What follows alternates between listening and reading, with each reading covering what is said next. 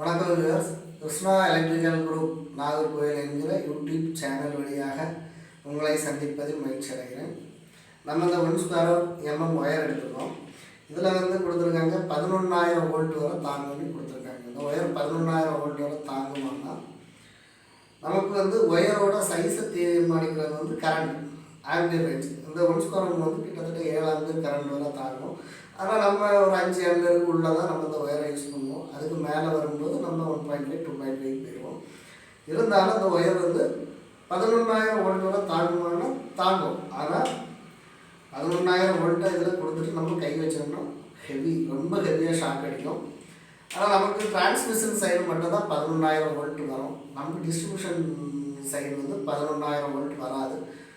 3 பேஸாக இருந்தால் 440 volt, single பேஸாக இருந்தால் 280 வோல்ட்டு, ஒரு சில இடங்களில் ஒரு 600-800 வோல்ட் வரைக்கும் யூஸ் பண்ணுவாங்களா இருக்கும். 11,000 வோல்ட் வரை நம்ம யூஸ் பண்ணுறதுக்கு வாய்ப்பு இல்லை. அதனால தான் தைரியமாக இதில் 11,000 வோல்ட்டுன்னு கொடுத்துருக்காங்க. டிரான்ஸ்மிஷன் சைடு நம்ம இந்த 1² யூஸ் பண்ண போகிறது இல்லை.